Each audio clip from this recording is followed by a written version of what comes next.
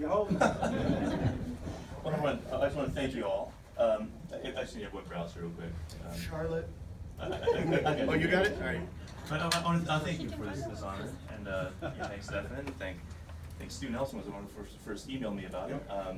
But it truly is an honor to be here, and it's been a long time. I've been to NEF many years ago, but these days I don't get out much. So I do appreciate the opportunity to come back and reconnect with everybody.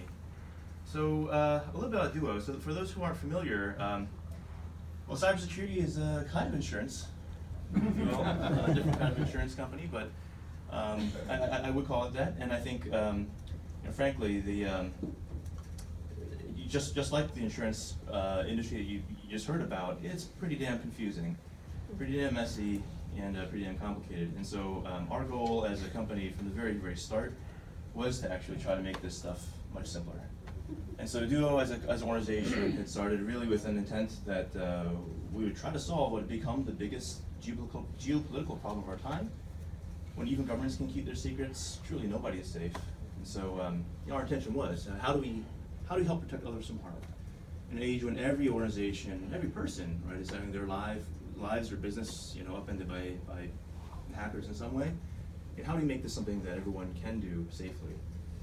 So maybe to start, I want to just talk a little bit about what the startup experience for us has been, a little that journey, and share a little bit of why I think Michigan has actually been the right place for us to do this all. Maybe to start is by explanation. I am a skateboarder, for better or for worse, and I do think about actually startups as sort of an extreme sport. Frankly, building a business from the ground up, you got to be a little bit crazy. It's not easy. Who here is a founder? Yeah, you're all crazy. And the way I describe it is, just like skateboarding, 80% of it is falling on your face. Getting back up, it's like, oh, that was awesome. We'll do it again. At any rate, when we started Duo back in 2010, this is a caricature of us from Detroit, a local Detroit artist named Illy Mack, who's a street artist. But that's my co-founder, Jono. That's the back of my head. And then that's our third co-founder, Adam Goodman, who's our principal security architect. It was basically, three guys and a talking duck. Right? That's what most startups look like. They don't look like a whole lot. And from those kind of humble origins, you can build something great.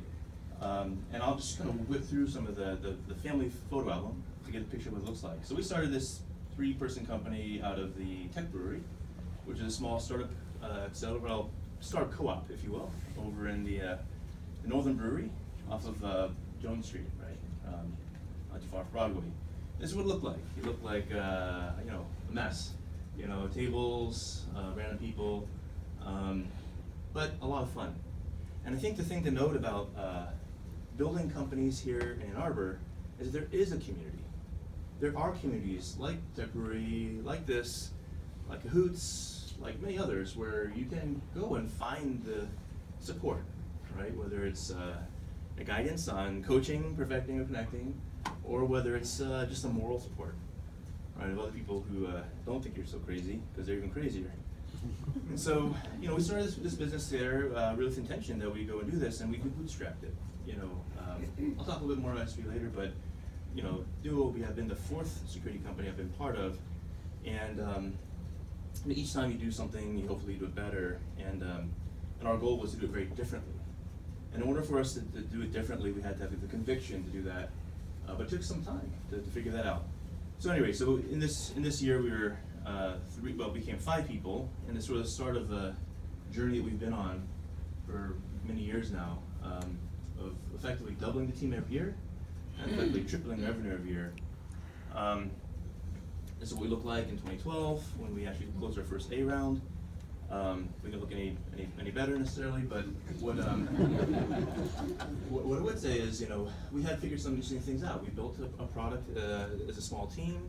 We had actually gone out to market with it in a very interesting way, where we tried to figure out how could we sell security through engineers, right? Instead of selling top down in organizations, going to the CIO, going to chief anything, we could find the people that are actually operationally responsible for IT, for securing their businesses, organizations, and and we could actually educate them, right, about how to do this stuff much easier. And so anyway, we built a very interesting inbound model of technical marketing, where we would hang our product out there for free, let people find us, read about us, try it, and move very quickly through a very highly engineered product kind of workflow and go-to-market sort of workflow, or deal workflow, that would lead them to buy sometimes without even talking to us. And that's what happened. In 2012, what happened was Facebook had signed up. Well, actually, Facebook had called me one day and said, hey, we're Facebook, we want to buy. I said, well, don't you want to try it first? I don't see you anywhere in our list of trials. I said, oh, no, we've been using it for 4 months. Just change the name of the account, it's under bitch ass. Very, very, very Facebook. And so, but we knew at that point that whole model, right, of the under the wire, right, sort of sign up process, and that, that sort of lead flow could actually work. That's when Google kind of came and found us, because they couldn't figure out why is Facebook, Twitter, Rackspace, all these companies trusting all of the security of all their employees to a tiny company out of Ann Arbor, Michigan. And so that started again the trend of us also then raising money, typically when we didn't really necessarily need it, but then plowing into success, right, that we were having to really scale it. And so Facebook was Series A, 2013, actually did Series B. Again, we didn't necessarily need that money, but it was a very interesting investor who came to us, Matt Kohler from Benchmark. He was actually the original VP of product for Facebook. But we had a lot to learn from him. He was the former general manager of LinkedIn. At any rate, we ended up doubling the team, got a real office over on Detroit Street, just down the street from Zingerman's. Zingerman's, by the way, is sort of our cultural sort of reference or heroes. Many of the practices they have, we've adopted, and happy to share more about that later. Kind of blew that out to about 80 people next year. 2015 was the first year in which we actually expanded to California and London. 2016, this is our kickoff over at the Michigan B School. 2017, our kickoff over at the Tech Transfer. 2018, down in Austin, Texas, because there's nowhere in Ann Arbor big enough for us. So at any rate, you get the picture. So, it has been a very interesting and very quick ramp for us. But a little bit about me and kind of the background, and just my own kind of thoughts about how we did this and why, what ultimately made it successful. Well, the first is that, I guess I grew up in my dad's liquor store, so you can kind of figure that out. But all these companies were born to do something specific, right? Arbor Networks was born to go and try to save the internet, right? At a time when teenagers were wiping out all these companies online. Zatu was trying to save, trying to disrupt TV. Barracuda was also trying to democratize security, make it easy for everybody, but with hardware. Then Duo was my jaunt after Barracuda, realizing I didn't want to do it with hardware. And so, I've always been sort of a geek that's me and my kids. And so, also Star Wars fan. So at any rate, so my influences are technology as a geek, skateboarding, right? Art and design. So I also did most of my hobbies growing up are some form of ritualized violence, but graffiti, hacking, etc. And the reason why I tell you these things is because they actually are important. They're actually relevant to the shape of the business that we built. Steve Jobs once said that creativity is just connecting things, right? And he says sometimes you ask creative people how they did something, they feel guilty. They didn't really do it. They just saw something there that seemed obvious to them after a while, but they were able to do it because they could connect these different experiences they've had and synthesize all of that. And I believe it to be true, right? Most ideas, great ideas aren't really new ideas. They're just the combination, right, of ideas from different domains. And you see that in our offices. So these are offices down off of Ashley Street and off of First Street. But you see art all through our offices. You see kind of our lived environment kind of draws a lot of inspiration. But so do our other projects, right? So one of the things we did as a marketing stuff was we basically sent this a robot finger and a phone to space. And it was just for the hell of it, because we thought we would have fun doing it, and thought other people would want to watch it. And the point was that we were doing authentication, right? So our product is a two-factor authentication product. When you log in, we challenge you on your phone, and you basically press a button, right, to complete the login. And so we did it from space. But it turns out these kinds of things, right, actually capture the imaginations of, not just an audience, but of community, and allows you to build a community around what it is that you do. In the same way, right, that skateboarding brands and other things also create a community. We've invested in other things here locally to continue to cultivate the community that we do draw from. So one of the things that's been really important about Duo in trying to make security easy has been to understand the needs of a broader market that we could serve in security. For instance, making security something that even folks that are legally blind, right, could deal with. And so we have a very interesting approach to kind of diversity and inclusion, and the way we think about designing products in such a way that we can address the widest possible market. And to do that, we have to actually be able to draw all those kind of perspectives into our business. And so Duo, unlike most other tech companies or companies in cybersecurity, also benefited very, very much from the fact that where most cybersecurity as an industry is only 11% women, Duo was 40% women and underrepresented minority. And I think that made a big difference. It continues to make a big difference, because we have different and better ideas about how to fix an industry that just hasn't changed, right, in 20, 30 years. 80% of our hires actually come from outside the industry, right, by design. I don't want a lot of folks that are tainted, right, by our competitors or the way that they think. And so we would do things like the Tech Film Festival, which if you get a chance, you should check out. We do it every year. We bring random people into our office, like Kid Koala, or DJ, Royce the 5'9", Detroit Hip Hop. Anyway, we do a bunch of stuff.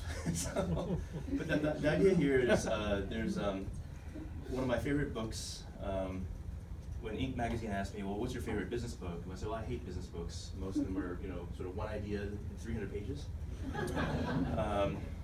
But the Wu-Tang Manual by the RZA, who's the abbot of the, Shaolin, the Wu-Tang Clan, rap hip-hop group, but the first rap dynasty, right? There are many, many hip-hop duos, trios, whatever, but they were the first rap dynasty. And the point that he made is that, in this book, among many others, is that there are many things, actually, that kind of lead to new and novel ideas, right, being possible, that enable the possibility of long-term innovation this way. One is that you just are out of everyone else's orbit, right? So they were from Staten Island, which was not where hip-hop was really big. That was mostly the Bronx and all this, Manhattan, Brooklyn. But because they were on Staten Island, which is, it's like they were on the one radioactive island in Japan where Godzilla could grow. Right? Like outside of everyone's orbit, where they're not sort of, you're not chasing someone else's dreams, you're not sort of constantly distracted, right, by something that someone else is doing. And he made the point that actually place matters. And I believe that to be true, right? That there are things that are, strategic about any place you go to set up. And there's much here in Michigan, and specifically in Ann Arbor, that is a tremendous advantage, strategic advantage, right, to companies that want to scale and grow, particularly if you're going to do it the way that we did it. Which is to say that we're not smarter, we don't work any harder. I mean, our offices are literally 9 to 5 from the very beginning, which sounds a little crazy as a startup, but believe me, when I started this company with my second child on the way, my wife 6 months pregnant, she's like, you are not having another baby, right? You're going to be here, and we're going to do this. And at any rate, being able to draw from a community where the culture here is one of learning, right? It's kind of, that's what's in our backyard, right? The other thing that's in our backyard is the team, right? So you think about that, that is a tremendous cultural advantage, right? You hire people here that have good kindergarten skills. They know how to work together. They don't, they're not assholes, right? Like, that actually is, compared to the coast, is a tremendous cultural advantage.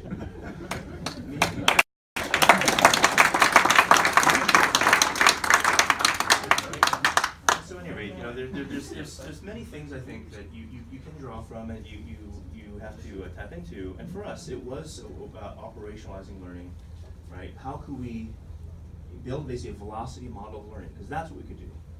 We couldn't outrun, outthink, out necessarily execute our competitors if we couldn't outlearn, right? New routes to success that they wouldn't find first. And so, at any rate, another piece of kind of advice or kind of a thought on what really also contributed very deeply to our success was the fact that we always had this kind of notion of karma in our business.